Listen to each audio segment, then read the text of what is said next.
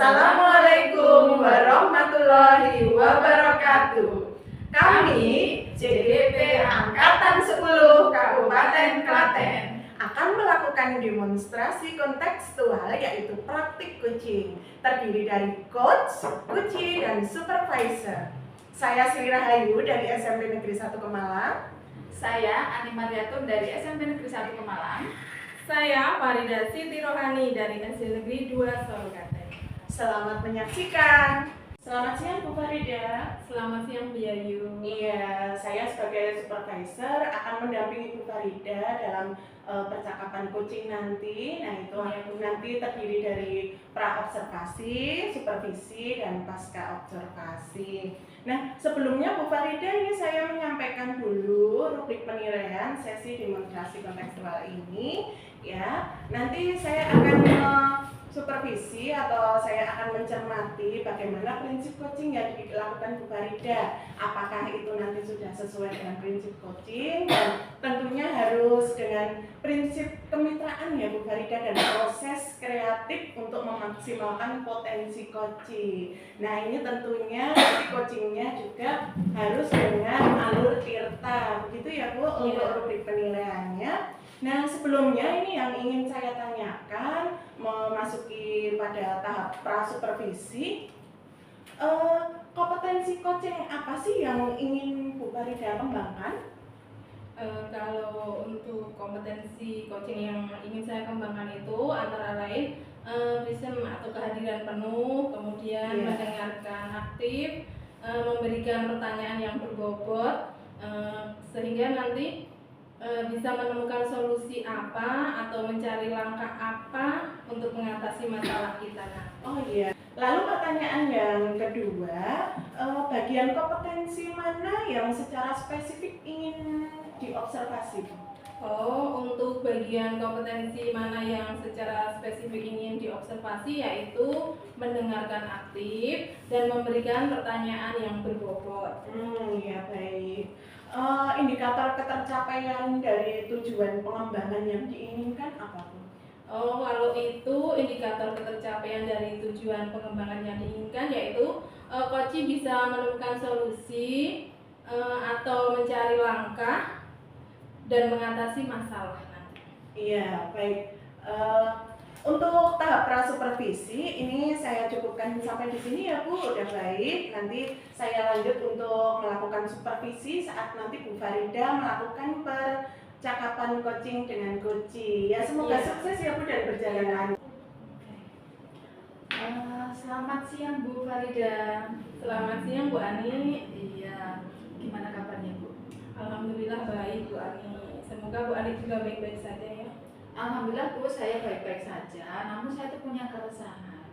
Bisa saya mengganggu waktunya Bu Farida sebentar saja untuk menghilangkan mengurangi keresahan saya. Oh, bisa Bu. Ini saya juga sudah selesai membuat tugas saya. Monggo Bu, apa Bu? Ceritakan Bu, masalahnya Bu Ani apa? Iya, jadi begini Bu, saya tuh akhir-akhir ini mengalami keresahan. Akhir-akhir ini murid yang saya ajar di kelas saya itu antusias untuk pelajaran saya itu kurang sekali. Itu yang pertama. Kemudian yang kedua, dalam mengerjakan tugas dari murid yang saya ajar sebanyak 7 kelas itu hanya 50% yang mau mengumpulkan tugas. Jadi menurut Bu Ani, apa yang Ibu harapkan dari obrolan kita ini Bu? Ya, saya mengharapkan setelah nanti saya ngobrol sama Bu Farida, saya bisa menemukan solusi yang terbaik bagi anak murid-murid saya, supaya murid saya nanti bisa antusias dalam belajar dan mengumpulkan tugas paling tidak mendekati 100% begitu Bu. Kalau menurut Bu Ani, hal apa saja yang membuat murid-muridnya Bu Ani itu kurang antusias, terus dalam pembelajaran kurang tertarik gitu Bu?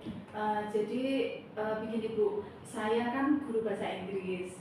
Kemudian dari awal itu saya juga sudah tahu sebenarnya bahwa murid-murid saya itu menguasai kosakata bahasa Inggrisnya itu sangat kurang sekali. Jadi itu penyebab utama kenapa anak didik saya itu kurang antusias. Kemudian dalam memberikan pembelajaran saya itu terlalu monoton. Jadi saya itu hanya memberikan tugas, hanya mengerjakan soal, kemudian saya mengajarnya hanya menggunakan modul seperti itu. Jadi anak murid saya itu kesannya bosan seperti itu, Bu. Kemudian dalam hal tugas, yaitu saya kurang bervariatif seperti itu. Oh begitu ya Bu. Kira-kira apa saja yang membuat muridnya Bu Ani itu nanti bisa antusias dalam pembelajaran Bu? Ya, mungkin begini ya Bu ya. Gimana kalau nanti saya itu menggunakan model pembelajaran yang bervariatif? Mungkin dengan menggunakan apa itu namanya model pembelajaran pakai video, YouTube, kemudian kan bisa juga dengan apa namanya mengurangi saya menggunakan modul, karena selama ini saya juga banyak sekali menggunakan modul.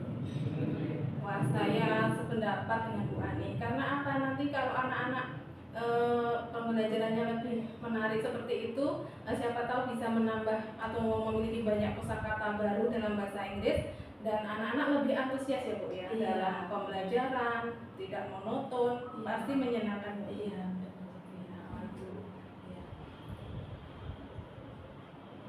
Wah, saya senang ini Bu, agak lega ini Bu. Jadi kok tadi pertanyaan? Nah, itu Bu yang menjadi keresahan saya.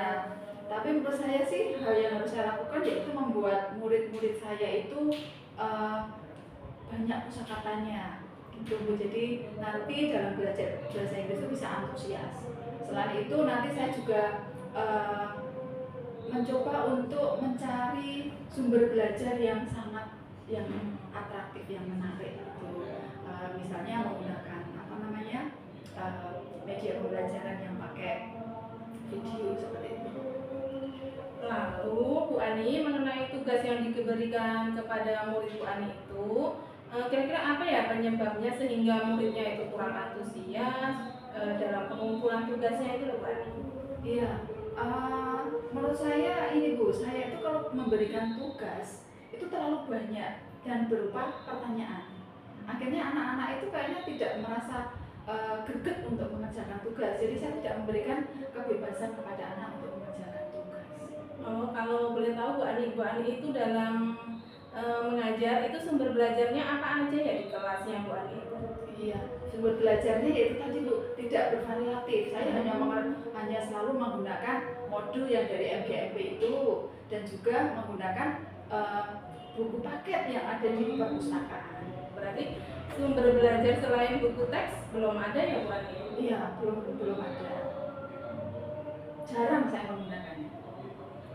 Kira-kira ada sumber belajar lain tidak Bu selain buku teks yang Bu Ani pakai itu? Ya, sebenarnya ada sih ya, tergantung dari materi saya. Jadi sebenarnya banyak sekali yang bisa saya gunakan. Mungkin saya bisa mencari sumber belajar dari artikel, kemudian dari YouTube, kemudian bisa juga dari apa namanya sumber belajar lainnya yang lebih menarik. Ya betul sekali Bu. Saya yakin sekali bila Bu Ani nanti menggunakan berbagai macam sumber belajar, pasti murid-murid itu akan lebih tertarik, lebih antusias dalam pembelajaran Bu Ani. Jadi sekarang apa rencana Bu Ani untuk menyelesaikan masalah ini tadi Bu? Untuk yang penyelesaian untuk anak biar apa namanya mengerjakan tugas bisa lebih dari 50% atau mendekati 100%, saya merencanakan ingin melakukan apa namanya tugas pembelajaran yang berdiferensiasi. Jadi saya akan memberikan kebebasan kepada anak untuk menentukan tugas sesuai dengan minatnya. Apakah mereka mau mengumpulkan tugas dalam bentuk video, dalam bentuk rekaman, atau dalam bentuk apa namanya tulisan laporan yang pakai digital atau laporan yang tertulis seperti itu. Ya, bagus sekali rencananya Bu Ani. Mudah-mudahan nanti berhasil ya Bu ya. Amin, terima kasih ya Bu ya. Kemudian apa komitmennya Bu Ani terhadap rencana Bu Ani ini tadi Bu, yang sudah Bu Ani utarakan tadi? Jadi komitmen saya yang pertama adalah saya akan mencari sumber belajar yang bervariatif seperti itu. Kemudian untuk menarik minat anak untuk mengerjakan tugas itu saya akan menggunakan pembelajaran yang berdiferensiasi. Ya, bagus sekali.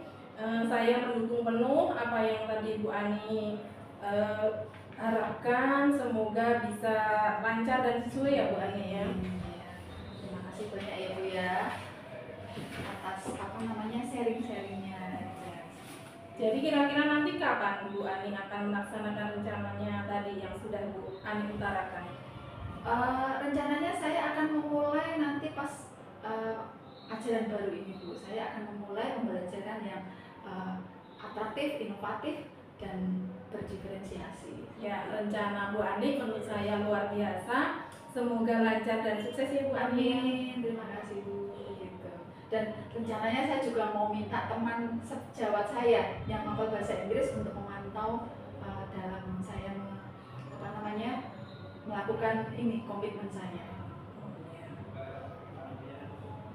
Ya, Ibu kita lanjutkan ya percakapan supervisi kita tadi. Sekarang kita masuk di pasca supervisi. Setelah saya mencermati tadi percakapan coaching yang sudah Bu Farida lakukan, nah ini ada beberapa pertanyaan yang ingin saya tanyakan. Nah, apa yang sudah dilakukan pada saat melakukan coaching yang menjadi indikator ketercapaian pengembangan yang diinginkan? Kalau tadi berdasarkan apa yang saya lakukan, sudah melakukan coaching dengan Alur Tirta Bu, sehingga bisa menggali kompetensi coach untuk menemukan solusi-solusi yang dibutuhkan. Oh iya. Lalu catatan hasil observasi yang berbasis data yang bebas dari penilaian dan asumsi ini fokus pada area yang ingin dikembangkan. Berdasarkan hasil percakapan tadi Bu, saya menyampaikan bahwa memang ini percakapan coaching yang sudah Bu Farida lakukan ini sudah melewati Alur Tirta, Nah ini kompetensi apa lagi nih Bu yang ingin dikembangkan berdasarkan hasil melakukan coaching yang barusan dilakukan ini tadi? Itu sesuai dengan observasi yang sudah saya lakukan tadi, sudah sesuai dengan Alur Tirta, yaitu memberikan pertanyaan berbobot sehingga nanti coach bisa menemukan potensi dirinya untuk menyelesaikan masalah. Berarti itu ya yang ingin dikembangkan lagi dengan pertanyaan berbobot itu tadi ya Bu. Iya. Ini tadi saya juga sudah melihat bahwa percakapan coaching Bu Farida sudah menggunakan Alur Tirta. Semoga besok bisa berlatih lagi untuk melakukan percakapan coach yang lain ya Bu. Ya. Terima kasih Bu Farida sudah meluangkan waktunya. Terima kasih Bu. Coaching dari kami, saya Sri Rahayu, Saya Ani Mariatun, Dan saya Farida. guru penggerak, tergerak, bergerak, menggerakkan. Terima kasih.